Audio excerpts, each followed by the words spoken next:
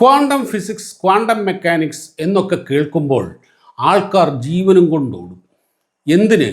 Physics വിദ്യാർത്ഥികൾ വരെ സിലബസിലുള്ളതുകൊണ്ടും പഠിക്കാതെ നിവൃത്തിയില്ലാത്തതുകൊണ്ടും സ്വയം ശപിച്ച് എങ്ങനെയെങ്കിലും പഠിച്ച് പരീക്ഷ എഴുതി ഒന്ന് കടന്നു കൂടിയാൽ ഹാവൂ എന്നൊരു നിശ്വാസം വിട്ട് രക്ഷപ്പെടുകയാണ് പൊതുവേ സംഭവിക്കാറുള്ളത്.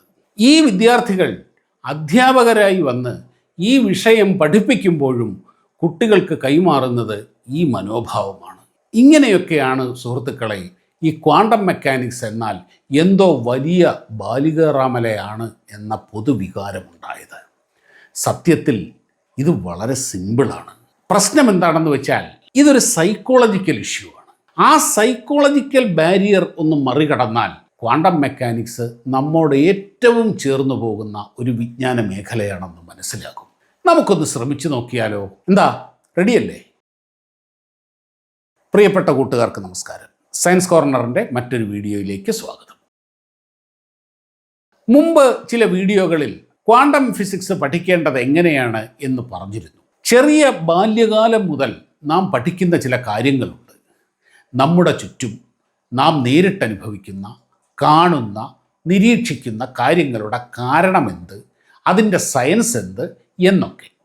തേങ്ങ താഴേക്ക് വീഴുന്നത് എന്തുകൊണ്ടാണ്? സൂര്യൻ കിഴക്കുദിക്കുന്നത് എന്തുകൊണ്ടാണ്? പകലും രാത്രിയും ഉണ്ടാകുന്നത് എങ്ങനെയാണ്? ചന്ദ്രൻ വളരുന്നതും തളരുന്നതും എങ്ങനെയാണ്? നക്ഷത്രങ്ങൾ കണ്ണു ചിമ്മുന്നത് എന്തുകൊണ്ടാണ്? തുടങ്ങി നമ്മുടെ നേരിട്ടുള്ള നിരീക്ഷണങ്ങളുടെ പിന്നാലെ ചോദ്യങ്ങളുമായി പോയി ഡെവലപ്പ് ചെയ്ത അറിവുകളാണത്. അതാണ് ക്ലാസിക്കൽ ഫിസിക്സ് എന്നറിയപ്പെടുന്നത്. ഇങ്ങനെ നിരീക്ഷിച്ച് അറിഞ്ഞ് ചെല്ലുമ്പോൾ അങ്ങനെ നമുക്കുണ്ടാകുന്ന ഒരു മൈൻഡ് സെറ്റ് ഉണ്ട്. ആ മൈൻഡ് സെറ്റ് അഥവാ മനോഭാവമാണ് പൊതുവെ ഇപ്പോൾ സയൻറ്റിഫിക് ടെമ്പർ അഥവാ ശാസ്ത്രബോധം എന്നൊക്കെ വിശേഷിപ്പിക്കപ്പെടുന്നത്. നേരിട്ട് കണ്ട തെളിവുകളുടെ അടിസ്ഥാനത്തിൽ മാത്രം വിശ്വസിക്കുക, തെളിവില്ലാത്തതിനെ എല്ലാം തള്ളിക്കളയുക എന്ന രീതി തന്നെ അങ്ങനെ ഉണ്ടായതാണ്. ക്ലാസിക്കൽ ഫിസിക്സിനെ സംബന്ധിച്ചിടത്തോളം ഈ പ്രപഞ്ചമെന്നാൽ വളരെ കൃത്യമായ നിയതമായ നിയമങ്ങളുടെ അടിസ്ഥാനത്തിൽ ചലിക്കുന്ന ഒരു പടുകൂറ്റൻ യന്ത്രമാണ്. യന്ത്രങ്ങൾ എല്ലാം അങ്ങനെയല്ലേ? അതിൽ സെറ്റ് ചെയ്തിരിക്കുന്ന നീളം, വീതി, ഘനം, ഫോഴ്സ് എന്നിവയുടെയൊക്കെ അടിസ്ഥാനത്തിലാണല്ലോ ആദ്യത്തെ യന്ത്രമായ അമ്പും വില്ലും മുതൽ പടുകൂറ്റൻ കപ്പലുകൾ വരെ പ്രവർത്തിക്കുന്നത്. അങ്ങനെയുള്ള ഒരു കൂറ്റൻ യന്ത്രമാണ് ക്ലാസിക്കൽ ഫിസിക്സിനെ സംബന്ധിച്ചിടത്തോളം പ്രപഞ്ചം. നോക്കൂ, നമ്മുടെ അനുഭവം അങ്ങനെയൊക്കെ തന്നെയല്ലേ? സൂര്യന് ചുറ്റും ഭൂമി കറങ്ങുന്നു, ഭൂമിക്ക് ചുറ്റും ചന്ദ്രൻ കറങ്ങുന്നു, ഗ്രഹങ്ങളൊക്കെ ഇങ്ങനെ കറങ്ങുന്നു, കൃത്യമായ ചലന നിയമങ്ങൾ എല്ലാം ഉണ്ട്. അതിനെയൊക്കെ ബേസ് ചെയ്താണ് ഇത് മുഴുവനും നടക്കുന്നത്. ഗലീലിയോ, ഐസക് ന്യൂട്ടൺ തുടങ്ങിയ മഹാശാസ്ത്രജ്ഞന്മാരാണ് ക്ലാസിക്കൽ ഫിസിക്സിൻ്റെ അടിത്തറ പാകിയത്. അങ്ങനെ 17-ാം നൂറ്റാണ്ട് മുതൽ വികസിച്ചു വന്ന ക്ലാസിക്കൽ ഫിസിക്സ് മനുഷ്യൻ്റെ നിരീക്ഷണ പരിധിയിലുള്ള ഏതാണ്ട് എല്ലാ കാര്യങ്ങളും, ഗുരുത്വാകർഷണം, ചലന നിയമങ്ങൾ, തെർമോഡൈനാമിക്സ്, ഇലക്ട്രിസിറ്റി, മാഗ്നറ്റിസം തുടങ്ങിയവയിലെല്ലാം കൃത്യമായ നിയമങ്ങൾ ഉണ്ടാക്കി. അപ്പോഴും പൂർണ്ണമായി പിടിതരാതെ മാറി നിന്ന ഒന്നുണ്ടായിരുന്നു. അതാണ് പ്രകാശം, ലൈറ്റ്. പ്രകാശത്തിൻ്റെ ഒട്ടുമിക്ക പ്രോപ്പർട്ടികളും, റിഫ്ലക്ഷൻ, റിഫ്രാക്ഷൻ, ഇൻ്റർഫറൻസ്, ഡിഫ്രാക്ഷൻ, ഇതെല്ലാം ഈ ക്ലാസിക്കൽ ഫിസിക്സിന് വിശദീകരിക്കാൻ സാധിച്ചിട്ടുണ്ട്. പക്ഷേ ഈ ഫോട്ടോ ഇലക്ട്രിക് പ്രഭാവം എന്ന് പറയുന്നൊരു സംഭവമുണ്ട്. എന്ന് വെച്ച് കഴിഞ്ഞാൽ ചില പ്രത്യേക മെറ്റലുകളിൽ ശക്തിയായി ലൈറ്റ് പതിക്കുമ്പോൾ അതിൽ നിന്ന് ഇലക്ട്രോണുകൾ പുറത്തേക്ക് വരും. അതാണ് ഫോട്ടോ ഇലക്ട്രിക് എഫക്റ്റ് എന്ന് പറയുന്നത്. ഈ സംഭവം വിശദീകരിക്കാൻ ക്ലാസിക്കൽ ഫിസിക്സിന് സാധിച്ചിരുന്നില്ല. അതവിടെ നിൽക്കട്ടെ. തെർമോഡൈനാമിക്സിലെ ഒരു പ്രതിഭാസമാണ് ഈ ബ്ലാക്ക് ബോഡി റേഡിയേഷൻ. എന്ന് വെച്ചാൽ ഒരു ബ്ലാക്ക് ബോഡി, ഒരു കറുത്ത പ്രതലം, ഒരു സർഫസ്, അത് കൂടുതൽ ചൂടിനെ ആഗിരണം ചെയ്യും. അതേപോലെ തന്നെ അതിനെ റേഡിയേറ്റ് ചെയ്യുകയും ചെയ്യും. ഈ റേഡിയേഷൻ അതൊരു കൃത്യമായ പാറ്റേണിൽ ഡിസ്ട്രിബ്യൂട്ട് ചെയ്യപ്പെടും. അങ്ങനെ ആ ഡിസ്ട്രിബ്യൂഷൻ കൃത്യമായി മാത്തമാറ്റിക്കൽ ഫോർമുലകളിലേക്ക് ഒതുക്കാൻ സാധിച്ചിരുന്നില്ല. ഫിസിക്സ് പൂർണ്ണമാകുന്നത് അതിൻ്റെ അകത്തെ നിയമങ്ങളെ മാത്തമാറ്റിക്കലി റെപ്രസെൻ്റ് ചെയ്ത് മാത്തമാറ്റിക്കലി എക്സ്പ്രസ് ചെയ്യുമ്പോഴാണ്. അങ്ങനെയാണ് നമുക്കറിയാം E=mc² എന്നൊക്കെയുള്ള ഇക്വേഷൻ എന്താണ്? അതായത് ഒരു വലിയ നിയമം, അതായത് തിയറി ഓഫ് റിലേറ്റിവിറ്റിയിലെ ഏറ്റവും അതിൻ്റെ കോർ, അതെല്ലാം കൂടി ആ 3 അക്ഷരത്തിലേക്ക് അങ്ങോട്ട് ഒതുക്കിയപ്പോഴാണ് ആ നിയമം യഥാർത്ഥത്തിൽ പൂർണ്ണമാകുന്നത്.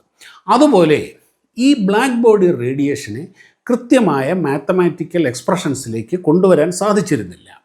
അപ്പോൾ ജർമ്മൻ സയൻറ്റിസ്റ്റ് ആയിരുന്ന മാക്സ് പ്ലാങ്ക് വേറൊരു രീതി വെറുതെ ഒന്ന് ടെസ്റ്റ് ചെയ്തു നോക്കി.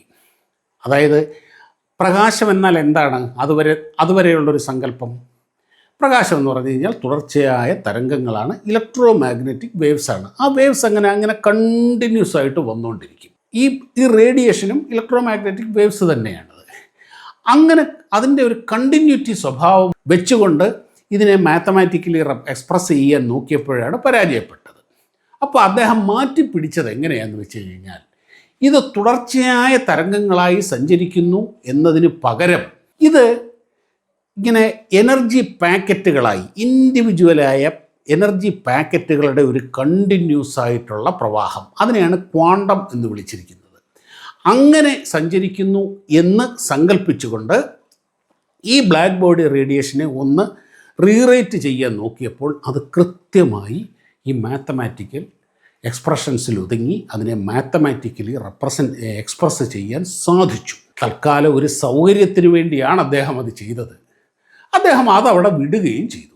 ഇങ്ങനെയാണ് സുഹൃത്തുക്കളെ ക്വാണ്ടം ഫിസിക്സ് തുടങ്ങുന്നത്.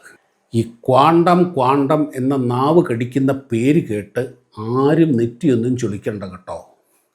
നമ്മളൊക്കെ സാധാരണ ഉപയോഗിക്കുന്ന ക്വാണ്ടിറ്റി എന്ന വാക്കിൽ നിന്നാണ് ക്വാണ്ടവും വന്നത്. ക്വാണ്ടിറ്റി എന്നാൽ കൃത്യമായ അളവുള്ളത്, കൃത്യമായി അളക്കാൻ കഴിയുന്നത്, അഥവാ ക്വാണ്ടിഫൈ ചെയ്യാൻ കഴിയുന്നത് എന്ന് മാത്രമേ അർത്ഥമുള്ളൂ. പ്രകാശത്തെയും റേഡിയേഷനുകളെയും ഒക്കെ ഒരു ചാക്കിലെ അരിമണികൾ പോലെ ഇൻഡിവിജ്വലായി ക്വാണ്ടിഫൈ ചെയ്യാവുന്ന എനർജി പാക്കറ്റുകൾ ആണ് എന്നാണ് ഇതിൻ്റെ സിമ്പിൾ മീനിങ്. വെറുതെ ആ 4 കിലോ ഭാരമുള്ള വാക്ക് കേട്ട് പേടിച്ച് തലപരിപ്പിക്കുകയൊന്നും വേണ്ട.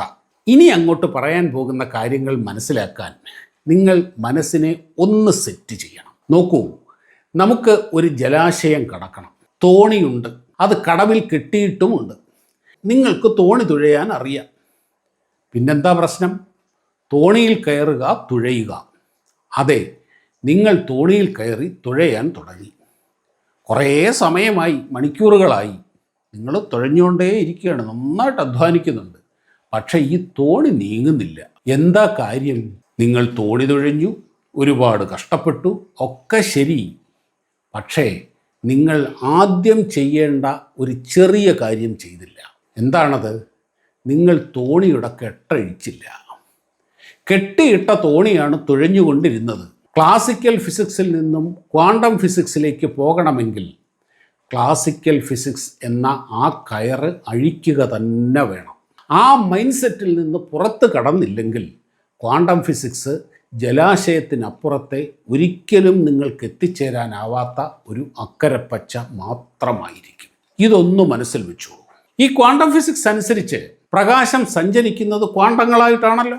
മാക്സ് പ്ലാങ്ക് ഇത് അവതരിപ്പിച്ചെങ്കിലും തൻ്റെ സിദ്ധാന്തം ക്ലാസിക്കൽ ഫിസിക്സിനെ നിരാകരിക്കുന്നതാണ് എന്ന് മനസ്സിലാക്കി അദ്ദേഹം അത് കൂടുതൽ പ്രചരിപ്പിക്കുന്നതിൽ നിന്നും മാറി നിന്നു. കാരണം അന്ന് ഐസക് ന്യൂട്ടൺ എന്നൊക്കെ പറഞ്ഞു കഴിഞ്ഞാൽ വലിയ വടവൃക്ഷമായിട്ട് നിൽക്കുകയാണ്, ആൾ ദൈവങ്ങളെ പോലെ നിൽക്കുകയാണ്. അവർക്കെതിരെയൊക്കെ എന്തെങ്കിലും പറഞ്ഞു കഴിഞ്ഞാൽ വെച്ചേക്കില്ല. ആ ഒരവസ്ഥയാണത്. അതുകൊണ്ട് അദ്ദേഹം അതിനെപ്പറ്റി കൂടുതലൊന്നും മിണ്ടാൻ പോയില്ല. എന്നാൽ 20-ാം നൂറ്റാണ്ട് കണ്ട ഏറ്റവും വലിയ ജീനിയസുകളിൽ ഒരാളായ ആൽബർട്ട് ഐൻസ്റ്റീൻ അതങ്ങ് വിട്ടുകളയാൻ തയ്യാറല്ലായിരുന്നു. മുമ്പ് പറഞ്ഞ ആ ഫോട്ടോ ഇലക്ട്രിക് പ്രഭാവമുണ്ടല്ലോ, അത് ഈ ക്വാണ്ടം സിദ്ധാന്തം ഉപയോഗിച്ച് അദ്ദേഹം നല്ല കൃത്യമായിട്ട് വിശദീകരിച്ചു. അതിനാണ് ഐൻസ്റ്റീന് നോബൽ സമ്മാനം ലഭിച്ചത്. അതെന്ത്, എങ്ങനെ എന്നൊക്കെ നമുക്ക് വേറൊരു വീഡിയോയിൽ പറയാം. അപ്പോൾ ഈ പ്രകാശം എന്ന് പറയുന്ന സാധനം ക്ലാസിക്കൽ ഫിസിക്സ് അനുസരിച്ച് തരംഗമല്ല, ഇതുപോലെ കണങ്ങളാണ്, ക്വാണ്ടങ്ങളാണ് എന്ന് വരുന്നു. എന്നാൽ തരംഗത്തിൻ്റെ എല്ലാ സ്വഭാവങ്ങളും കാണിക്കുകയും ചെയ്യും. ഇതെന്തു മറിമായം? കൺഫ്യൂഷനായോ? നോക്കൂ, പറഞ്ഞത് ഓർമ്മയില്ലേ? ക്ലാസിക്കൽ ഫിസിക്സ് എന്ന ആ കയറഴിച്ചു കളയൂ. നമ്മൾ നിൽക്കുന്നത് അവിടെയല്ല. അവിടെ നിന്നുകൊണ്ട് ഇത് പഠിക്കാൻ ശ്രമിച്ചാൽ ആകെ ചളക്കുളവാകും കേട്ടോ. അതായത് ക്വാണ്ടം സിദ്ധാന്തം അനുസരിച്ച് പ്രകാശത്തിന് ഒരേ സമയം തരംഗ സ്വഭാവവും കണങ്ങളുടെ സ്വഭാവവും ഉണ്ട്. അപ്പോൾ ഈ കണങ്ങൾക്കും ഇങ്ങനെ തന്നെ കാണണമല്ലോ. ഉണ്ട്. ജെ തോംസൺ ഇലക്ട്രോണുകളുടെ ഒരു ബീം ഒരു തിന്നായ അലൂമിനിയം ഫോയിലിലൂടെ കടത്തിവിട്ടപ്പോൾ അവിടെ ചില പാറ്റേണുകൾ ഉണ്ടായി. Diffraction pattern. ഡിഫ്രാക്ഷൻ എന്നത് ഒരു വേവ് നേച്ചറാണ്, ഒരു തരംഗത്തിൻ്റെ സ്വഭാവമാണ്. അതെങ്ങനെയെന്ന് വെച്ചാൽ ഒരു തരംഗത്തിൻ്റെ, ഒരു വേവിൻ്റെ വേവ് ലെങ്തിനേക്കാൾ കുറഞ്ഞ സൈസുള്ള ഒരു കണത്തിൽ, ഒരു പാർട്ടിക്കിളിൽ ഹിറ്റ് ചെയ്താൽ അത് ചിതറി പല വഴിക്ക് പോകും. സൂര്യപ്രകാശത്തിന് സംഭവിക്കുന്ന ഡിഫ്രാക്ഷൻ കൊണ്ടാണ് ഈ ആകാശത്തിന് നീല നിറം നമുക്ക് കാണാൻ കഴിയുന്നത്. അതും വിട്, അത് നമുക്ക് മറ്റൊരു വീഡിയോയിൽ നമുക്ക് വിശദമായി തന്നെ സംസാരിക്കാം. ഇവിടെ നമുക്ക് ക്വാണ്ടത്തെ മാത്രം പിടിക്കാം, അല്ലെങ്കിൽ അവനങ്ങ് രക്ഷപ്പെട്ട് കളയും. കൂട്ടുകാരെ, ഇലക്ട്രോൺ എന്നത് ഒരു അടിസ്ഥാന കണമാണ് എന്ന് നമുക്കറിയാമല്ലോ. അതാണ് വൈദ്യുത പ്രവാഹത്തിന് കാരണം എന്നും അറിയാമല്ലോ. അതിന് തീരെ കുറവാണെങ്കിലും ഒരു മാസുണ്ട് എന്നും നമുക്കറിയാമല്ലോ. അങ്ങനെയുള്ള ഒരു കണമാണ് ഇവിടെ തരംഗ സ്വഭാവം കാണിക്കുന്നത്. നെറ്റി ചുളിക്കല്ലേ, ഓർക്കണം, ക്ലാസിക്കൽ ഫിസിക്സ് എന്ന കയറിൽ നിന്ന് മാറൂ തൽക്കാലത്തേക്കെങ്കിലും. ഇതെങ്ങനെ സാധിക്കും ഒരേ സമയം രണ്ട് സ്വഭാവം കാണിക്കുക? നോക്കൂ ഫ്രണ്ട്സ്, നമ്മളൊക്കെ ഒരേ സമയം പല സ്വഭാവങ്ങൾ കാണിക്കാറില്ലേ? വീട്ടിൽ നമ്മൾ ഒരേ സമയം മകനും ഭർത്താവും അച്ഛനും ഒക്കെ ആവാറില്ലേ? പൊതുജനങ്ങൾക്കിടയിൽ സാധാരണ പൗരൻ, ജോലിസ്ഥലത്ത് സഹപ്രവർത്തകൻ, മേലുദ്യോഗസ്ഥൻ ഒക്കെ ഒരേ സമയം നമ്മൾ കിട്ടുന്ന വേഷങ്ങളാണ്. ഇതിലേതാണ് യഥാർത്ഥ നമ്മൾ എന്ന് ചോദിച്ചാൽ എന്താണ് അതിന് ഉത്തരം പറയുക? ഇതെല്ലാമാണ് നമ്മൾ, അല്ലെങ്കിൽ ഇതെല്ലാം ചേർന്നതാണ് നമ്മൾ എന്നല്ലേ ഞാനും നിങ്ങളുമൊക്കെ ഉത്തരം പറയുക. അങ്ങനെ ഒരേ സമയം പലതായി ഇരിക്കാൻ നമുക്കാവുമെങ്കിൽ നമ്മെ സൃഷ്ടിച്ച അതേ പ്രകൃതിയുടെ ഭാഗമായ പ്രകാശത്തിനും ഇലക്ട്രോണിനും അതായിക്കൂടെ? ആകാം. Very simple. ഒന്ന് നിന്നേ, അങ്ങനെ അങ്ങ് പറഞ്ഞു പോവല്ലേ എന്നല്ലേ പറഞ്ഞത്? അത് ഞാൻ കേട്ടു. ഈ പറഞ്ഞ കാര്യങ്ങളൊക്കെ ബുദ്ധിയും ബോധവുമുള്ള മനുഷ്യൻ്റെ കാര്യം. ഇത് ജീവനില്ലാത്ത പ്രകാശവും ഇലക്ട്രോണുമൊക്കെ. അതെങ്ങനെ ശരിയാകും എന്നല്ലേ? ഇലക്ട്രോണിന് ബോധമില്ലെന്നാരാ പറഞ്ഞത്? അത് ശാസ്ത്രം തെളിയിച്ചിട്ടുണ്ട് സുഹൃത്തുക്കളെ. ക്വാണ്ടം സൂപ്പർ പൊസിഷൻ വിശദീകരിക്കുന്ന തലതിരിഞ്ഞ ഭൗതികം എന്ന ഒരു വീഡിയോയിൽ ഞാനത് വ്യക്തമായിട്ട് പറഞ്ഞിട്ടുണ്ട്. ആ വീഡിയോയുടെ ലിങ്ക് ഡിസ്ക്രിപ്ഷനിലും കമൻറ്റ് ബോക്സിലും ഇടുകയും ചെയ്യുന്നുണ്ട്. നോക്കിക്കോളൂ. ഇവിടെ അതൊന്ന് ഒന്നുകൂടെ പറഞ്ഞു പോകാം. മുമ്പ് പറഞ്ഞ ഇലക്ട്രോണുകളുടെ ഡിഫ്രാക്ഷൻ പാറ്റേൺ പോലെ തന്നെ ഇതേ ഇലക്ട്രോണുകൾ ഉപയോഗിച്ച് ഇൻ്റർഫറൻസ് പാറ്റേണുകളും ഉണ്ടാക്കാം. ഇൻ്റർഫറൻസ് എന്ന് പറഞ്ഞു കഴിഞ്ഞാൽ രണ്ട് സോഴ്സിൽ നിന്ന് വരുന്ന തരംഗങ്ങൾ, ഒരേ വേവ് ലെങ്തുള്ള എന്നാൽ ഡിഫറൻറ്റ് ഫേസിലുള്ള തരംഗങ്ങൾ തമ്മിൽ അവ പരസ്പരം ഇൻ്റർഫിയർ ചെയ്ത് ഇൻ്റർഫറൻസ് പാറ്റേണുകൾ, തുടർച്ചയായ ഇങ്ങനെ ബ്രൈറ്റായിട്ടതും ഡാർക്കായിട്ടുമുള്ള വരകൾ, ആ പാറ്റേണുകൾ ഉണ്ടാക്കും. അതാണ് ഇൻ്റർഫറൻസ് പാറ്റേൺ. അപ്പോൾ ഈ ഇലക്ട്രോണുകളും ഈ ഇൻ്റർഫറൻസ് പാറ്റേണുകൾ ഉണ്ടാക്കും. സ്വാഭാവികം, ഇലക്ട്രോണിന് തരംഗ സ്വഭാവമുണ്ടല്ലോ. ഡബിൾ സ്ലിറ്റ് എക്സ്പെരിമെൻ്റ് എന്നുള്ള വിഖ്യാത പരീക്ഷണത്തിലൂടെ അത് തെളിയിച്ചിട്ടുണ്ട്. ഒരേ സോഴ്സിൽ നിന്ന് വരുന്ന ഒരു ഇലക്ട്രോൺ ബീമിനെ ഒരേ സമയം ഒരു ബോർഡിൽ ഇത്തിരി വ്യത്യാസത്തിൽ ഇട്ടിരിക്കുന്ന രണ്ട് സ്ലിറ്റിൽ കൂടെ, ആ ഗ്യാപ്പിൽ കൂടെ കടത്തിവിടുമ്പോൾ ആ ഓരോ സ്ലിറ്റും ഓരോ ഇലക്ട്രോൺ സോഴ്സായിട്ട് മാറും. അങ്ങനെ രണ്ട് ബീമുകൾ ഉണ്ടാകും. ഈ രണ്ട് ബീമുകൾ പരസ്പരം ഇൻ്റർഫിയർ ചെയ്ത് തുടർച്ചയായി ഇൻ്റർഫറൻസ് പാറ്റേണുകൾ ഉണ്ടാക്കും. അത് കിട്ടിയിട്ടുണ്ട്. ഇൻ്റർഫറൻസ് എന്നത് തരംഗ സ്വഭാവമായതുകൊണ്ടും ക്വാണ്ടം സിദ്ധാന്തം അനുസരിച്ച് ഇലക്ട്രോണുകൾക്ക് തരംഗത്തിൻ്റെ സ്വഭാവം ഉള്ളതുകൊണ്ടും ഇലക്ട്രോൺ ബീമുകൾ ഇൻ്റർഫറൻസ് പാറ്റേൺ ഉണ്ടാക്കുക എന്നത് വളരെ വളരെ സ്വാഭാവികമാണ്. പക്ഷേ പ്രശ്നം അതല്ല. ഈ പ്രോസസ്സ് ഒന്ന് നിരീക്ഷിക്കാൻ അവിടെ ഒരു ഡിറ്റക്ടർ വെച്ചു.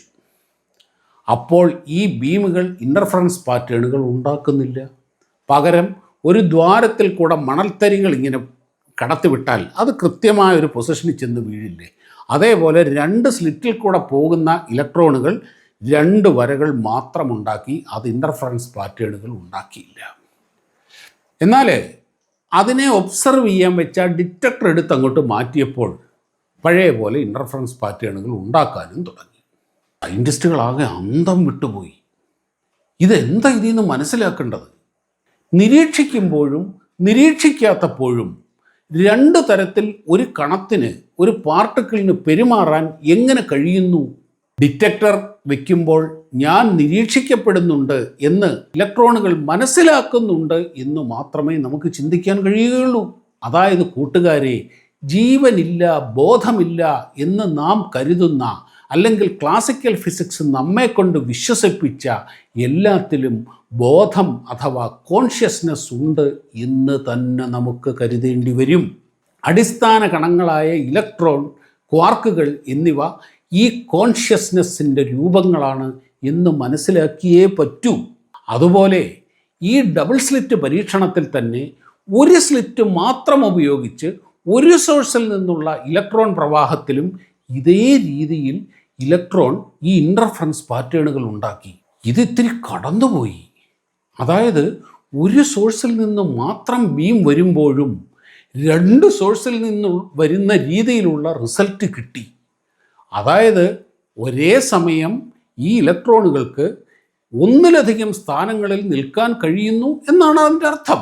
ഇതാണ് ക്വാണ്ടം സൂപ്പർ പൊസിഷൻ. ഇതും തെളിയിച്ചതാണ്. അപ്പോൾ ക്വാണ്ടം എന്താണെന്നും ക്വാണ്ടം സിദ്ധാന്തം എന്താണെന്നും കുറച്ചെങ്കിലും മനസ്സിലായി കാണുമല്ലോ. നമുക്ക് നേരിട്ട് നിരീക്ഷിക്കാനാവാത്ത സബാറ്റോമിക് മേഖലകളിലെ പ്രവർത്തനങ്ങളാണ് ക്വാണ്ടം മെക്കാനിക്സ്. ആറ്റത്തിനും അപ്പുറം ഇലക്ട്രോൺ, ക്വാർക്കുകൾ, ഫോട്ടോൺ തുടങ്ങിയ ഒരേ സമയം പല സ്വഭാവം കാണിക്കുന്ന കണികകളുടെ ലോകത്തെ ഊർജ പ്രവർത്തനങ്ങളാണിത്. അപ്പോൾ ഒരു സംശയം വരാം. അടിസ്ഥാന കണങ്ങളായ ഇലക്ട്രോൺ, ക്വാർക്കുകൾ ഇതിനൊക്കെ ഈ പറഞ്ഞ തരംഗ സ്വഭാവമുണ്ടെങ്കിൽ അതുകൊണ്ട് നിർമ്മിക്കപ്പെട്ടിരിക്കുന്ന എനിക്കും നിങ്ങൾക്കും ഈ കാണുന്ന സർവ്വതിനും അതുണ്ടാകില്ലേ? 80 കിലോ മാസുള്ള ഒരു വ്യക്തിക്ക് ഒരു വേവ് ലെങ്ത് ഉണ്ടാവില്ലേ ഇലക്ട്രോണിനുള്ളതുപോലെ? ഒരു ക്വാണ്ടം കണികയ്ക്ക് ഒരേ സമയം ഒന്നിലധികം ഇടങ്ങളിൽ എക്സിസ്റ്റ് ചെയ്യാൻ കഴിയുമെങ്കിൽ നമുക്കെല്ലാം ഒരേ സമയം പല ഇടത്ത് കാണുന്ന കുമ്പിടികളാകാൻ സാധിക്കാത്തത് എന്തുകൊണ്ടാണ്? ഇതെല്ലാം സ്വാഭാവികമായ സംശയങ്ങളും സ്വാഭാവികമായ ചോദ്യങ്ങളുമാണ്. നോക്കൂ, മാറ്ററിൻ്റെ ക്വാണ്ടം സ്വഭാവം അതിൻ്റെ മാസുമായി ബന്ധപ്പെട്ടാണ് കിടക്കുന്നത്. മാസ് കുറയുന്ന അവസ്ഥയിലാണ് ക്വാണ്ടം സ്വഭാവം കൂടുതൽ പുറത്തു വരിക. അണ്ടിയോടടുക്കുമ്പോഴാണ് മാങ്ങയുടെ പുളി എറിയുക എന്ന് പറയുന്നത് പോലെ ഞാനിവിടെ ക്വാണ്ടം കണികകളുടെ കാര്യം പറഞ്ഞപ്പോൾ ഇലക്ട്രോൺ, ക്വാർക്ക് എന്നൊക്കെ പറഞ്ഞു. നിങ്ങൾ ശ്രദ്ധിച്ചിരുന്നോ? ഞാൻ ന്യൂട്രോൺ എന്ന് പറഞ്ഞോ? പ്രോട്ടോൺ എന്ന് പറഞ്ഞോ? ഇല്ല. കാരണം അവ അടിസ്ഥാന കണങ്ങളല്ല, അഥവാ ക്വാണ്ടം കണികകൾ അല്ല. ക്വാണ്ടം കണികകളായ ക്വാർക്കുകൾ കൊണ്ട് നിർമ്മിക്കപ്പെട്ടവയാണവ. അവ അടിസ്ഥാന കണികകൾ അല്ലാത്തതുകൊണ്ടും ക്വാണ്ടം കണികകൾ അല്ലാത്തതുകൊണ്ടും അവ ക്വാണ്ടം നേച്ചർ കാണിക്കില്ല. അതായത് അടിസ്ഥാന കണികകൾ മാത്രമേ ക്വാണ്ടം നേച്ചർ കാണിക്കുകയുള്ളൂ. എന്നാൽ ഈ അടിസ്ഥാന കണങ്ങൾ നിർമ്മിക്കപ്പെട്ടിരിക്കുന്നത് ഊർജം കൊണ്ട് മാത്രമാണ്. അഥവാ അവ ഊർജം തന്നെയാണ്. അവയെ മുറിച്ചാൽ ഒന്നും ബാക്കിയുണ്ടാവില്ല. ക്വാണ്ടം കണികകൾക്കപ്പുറം ഒന്നുമില്ല. അവയ്ക്ക് മാത്രമേ മുമ്പ് പറഞ്ഞ dual nature, super position, entanglement ഒക്കെ ഉണ്ടാവുകയുള്ളൂ. അതിനു മുകളിലേക്ക് വരുമ്പോൾ അവയുടെ ഡ്യുവൽ നേച്ചർ നഷ്ടപ്പെടും, കുറഞ്ഞു വരും. അതുകൊണ്ടാണ് സുഹൃത്തുക്കളെ നമുക്കൊന്നും കുമ്പിടികളാകാൻ പറ്റാത്തത്. ഞാനിടയ്ക്ക് ക്വാണ്ടം ഫിസിക്സ് എന്ന് പറയും, ചിലപ്പോൾ ക്വാണ്ടം മെക്കാനിക്സ് എന്ന് പറയും. ഇയാൾ എവിടെയെങ്കിലും ഒന്ന് ഉറച്ചു നിൽക്കപ്പാ എന്നല്ലേ നിങ്ങൾ പറഞ്ഞത്? അതും ഞാൻ കേട്ടു കേട്ടോ. നോക്കൂ, ഫിസിക്സ് എന്ന് പറയുമ്പോൾ അത് എല്ലാറ്റിനെയും ഉൾക്കൊള്ളുന്ന ഒരു സമഗ്രതയാണ്. മെക്കാനിക്സ് എന്നാൽ ഫിസിക്സിൻ്റെ ഒരു ബ്രാഞ്ചാണ്. ഫിസിക്സിലെ പ്രപഞ്ച നിയമങ്ങൾ, ചലനം, സ്പീഡ്, വെലോസിറ്റി, മൊമെൻറ്റം ഒക്കെ ഉൾപ്പെടുന്ന മേഖലയാണ് മെക്കാനിക്സ് എന്ന് പറയുന്നത്. ക്വാണ്ടം തലത്തിലുള്ള കണികകൾ, അവയ്ക്ക് വലിയ വേഗതയുണ്ട്, അവ സ്പിൻ ചെയ്യുന്നുണ്ട്, കറങ്ങുന്നത് കൊണ്ട് അവയ്ക്കൊരു ആംഗുലർ മൊമെൻറ്റമുണ്ട്. അപ്പോൾ ഈ പ്രോപ്പർട്ടികൾ എല്ലാം ബാധകമാണ്. അതുകൊണ്ടാണ് ക്വാണ്ടം മെക്കാനിക്സ് എന്നുകൂടി പറയുന്നത്. അത് കൂടുതൽ സ്പെസിഫിക്കാണ്. തല കറങ്ങുന്നോ കൂട്ടുകാരെ? തല കറങ്ങുന്നു എങ്കിൽ അതിനർത്ഥം നിങ്ങൾ ക്ലാസിക്കൽ ഫിസിക്സ് എന്ന കയറിൽ തന്നെ കുരുങ്ങി നിൽക്കുന്നു എന്നാണ്. അതെടുത്ത് കളയൂ തൽക്കാലത്തേക്കെങ്കിലും, please. You are in an intellectual prison. ആ ബൗദ്ധിക തടവറയിൽ നിന്ന് പുറത്തു വരൂ. അപ്പോൾ ക്വാണ്ടം ഫിസിക്സിൻ്റെ വിശാലമായ ലോകം നിങ്ങൾക്ക് കാണാം, ആസ്വദിക്കാം. മാക്സ് പ്ലാങ്ക് തുടങ്ങി വെച്ച് ഐൻസ്റ്റീൻ വികസിപ്പിച്ച ക്വാണ്ടം സിദ്ധാന്തം പക്ഷേ ഐൻസ്റ്റീനെയും കടന്നുപോയി.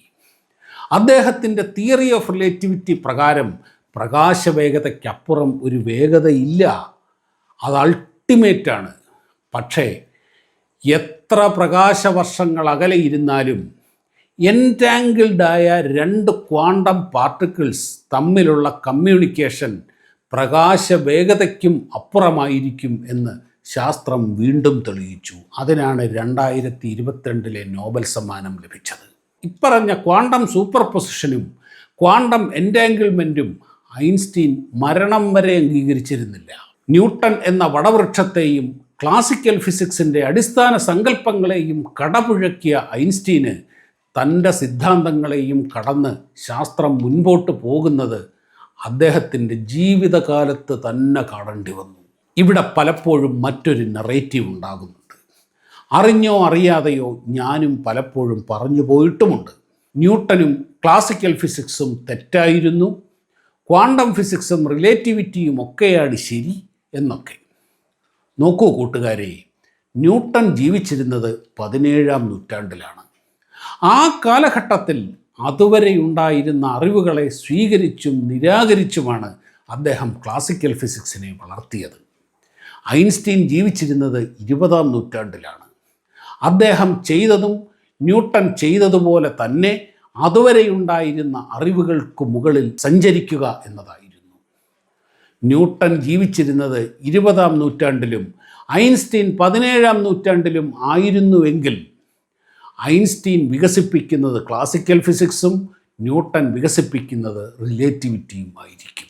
നമ്മുടെ സാധാരണ ജീവിതത്തിൽ ഉപയോഗിക്കുന്ന സർവ്വ ടെക്നോളജികളുടെയും അടിസ്ഥാനം ക്ലാസിക്കൽ ഫിസിക്സ് തന്നെയാണ്.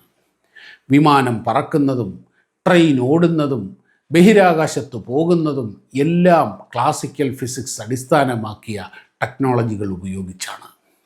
അതുകൊണ്ട് തന്നെ ക്ലാസിക്കൽ ഫിസിക്സിൻ്റെ പ്രാധാന്യം മാനവരാശി ഉള്ളിടത്തോളം ഉണ്ടാകും. അതുപോലെ ക്വാണ്ടം ഫിസിക്സിൻ്റെ സാധ്യതകൾ ഉപയോഗിച്ചുള്ള ടെക്നോളജികളും വരുന്നുണ്ട്. ഇലക്ട്രോണിൻ്റെ തരംഗ സ്വഭാവം ഉപയോഗിച്ചാണ് ഇലക്ട്രോൺ മൈക്രോസ്കോപ്പ് പ്രവർത്തിക്കുന്നത്. ഫോട്ടോൺ റഡാറുകൾ യാഥാർത്ഥ്യമായി കഴിഞ്ഞു. ക്വാണ്ടം കമ്പ്യൂട്ടിങ് വലിയ കുതിപ്പുകൾക്കൊരുങ്ങുന്നു. അങ്ങനെ അറിവിൻ്റെ ലോകം പ്രകാശവേഗതയ്ക്കപ്പുറത്തേക്ക് കുതിച്ചുകൊണ്ടിരിക്കുകയാണ്. വീഡിയോ കണ്ട എല്ലാ സുഹൃത്തുക്കൾക്കും ഒരുപാട് നന്ദി. വീഡിയോ ഇഷ്ടപ്പെട്ടാൽ ലൈക്ക് ചെയ്യുകയും കമൻറ്റ് ചെയ്യുകയും ഷെയർ ചെയ്യുകയും ഒക്കെ ചെയ്യുക. മറ്റൊരു വീഡിയോയുമായി കാണുന്നതുവരെ എല്ലാവർക്കും നമസ്കാരം.